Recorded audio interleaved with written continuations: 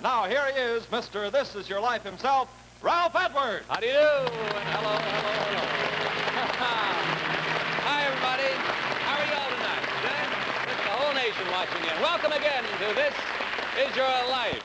Kate Newcomb, beloved country doctor, called an angel on snowshoes by the people of far northern Wisconsin. On through the years you go, Dr. Kate, cheerful, indomitable, stitching wounds, setting bones, bringing babies into the world, traveling hours every day, making your rounds. Your payment oftentimes a grateful smile or a dozen eggs, or a rabbit's foot charm for delivering a papoose.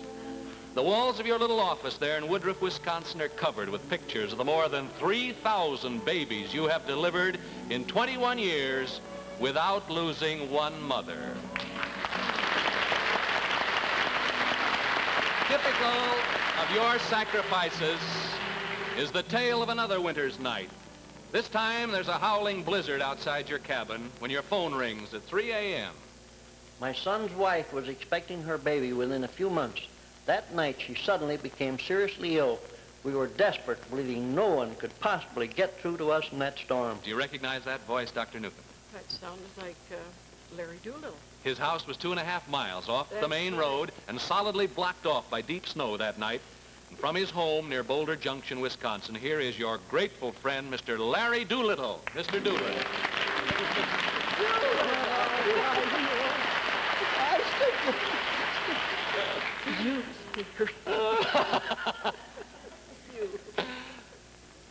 Dr. Newcomb said she would call the highway department for a snowplow and they would try to break through to our road. Her and Bill had no one to leave with their son Tommy, so they bundled him up and brought him along. The snowplow managed to get through to my road where I met them with a lantern. The snow was frozen so hard it was like flint rock.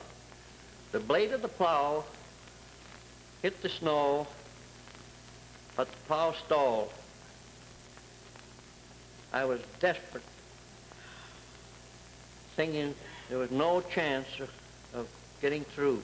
In the teeth of a blizzard with the mercury at 20 below zero, what did Dr. Kate do, Mr. Doolittle? Dr. Newcomb put her snowshoes on, stuck out her chin, and walked that 2.5 miles to my home. And when Dr. Kate reached your house, Mr. Doolittle? Both legs were frozen. Yet she immediately turned to her patient, and she actually saved my daughter-in-law's life. Thank you, Larry Doolittle.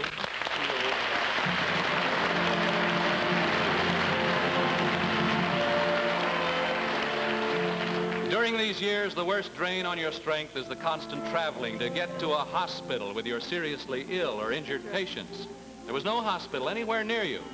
In 1949, the idea is born that a hospital should be brought to you. A hospital is begun, but construction stops for lack of funds. In my mathematics class, a student said he'd like to see what 1,000,000 of anything looked like. One said he'd like to see 1,000,000 acorns, another 1,000,000 stones. And I said I'd like to see 1,000,000 pennies in a pile. Whose voices are those, Doctor? Well, Mr. Burek is one. Two more of the wonderful people who worked a miracle for your sake. From Woodruff, Wisconsin, mathematics teacher in Woodruff Arbor Vita High School, Mr. Otto Burek. Yes. Mr. Burek. And here is a student from the high school, Miss Eva Lou Clausen. Miss Clausen here.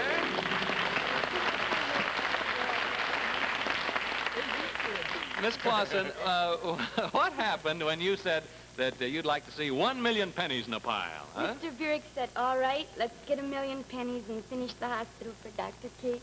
We got the pennies, didn't we? You bet you did. And the idea really took hold in your town, didn't it, Mr. Burek? Yes, it did. It all gave us all new hope.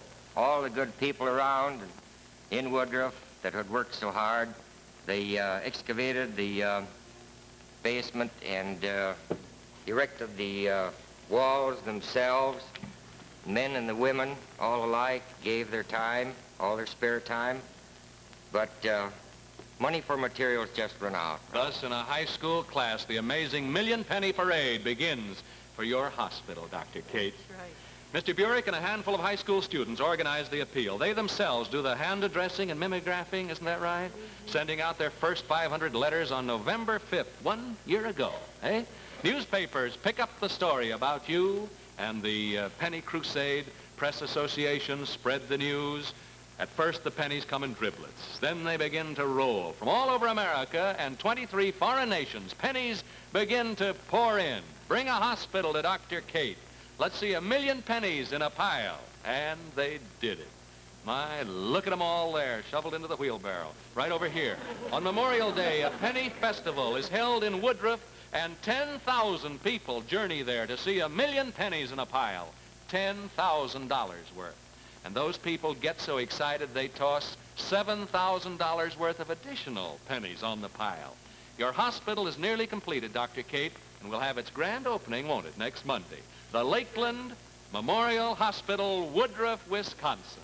Dr. Kate's hospital. Wow. What a tribute that hospital is to you, Dr. Kate. As is the love and respect of those of your living past here, and your grandchildren, your daughter Eldora, and other relatives and friends watching in across the nation there. Now, they have told us you never walk into a sick room without a prayer on your lips. Long after the end of the horse and buggy doctor era, you, Dr. Kate Newcomb, are still very much a part of that tradition. Listen, it's being opened formally next Monday morning, but it takes a lot of pennies to build and equip a hospital. There's still a construction debt to pay off, we know, and there's still a lot of equipment to buy before it can truly fulfill its mission. And that will take a lot of pennies, too. Now, we thought maybe you folks in our audience watching in across the nation would like to share in Dr. Kate's great work. Let's try to finish the job for Dr. Kate. Now, there isn't one among you, I know, who doesn't have a penny or several pennies to spare. Put them in an envelope right now, will you, and mail them to Dr. Kate, Woodruff, Wisconsin. That's all. Don't put it off. Every penny counts. Wouldn't it be wonderful to add another 1 million pennies for Dr. Kate's hospital? Send in as many as you want, and next week on This Your Life, we'll announce the number of pennies you folks have sent in. The address again, Dr. Kate, Woodruff, Wisconsin. This is your life, Dr. Kate Newcomb. I return it to your hands, the hands that have helped and healed 2 generations of your forest neighbors. Through you, we see the noble role of all family physicians, protectors and friends of the American family. Good night. God bless you, Dr. Kate. Good night.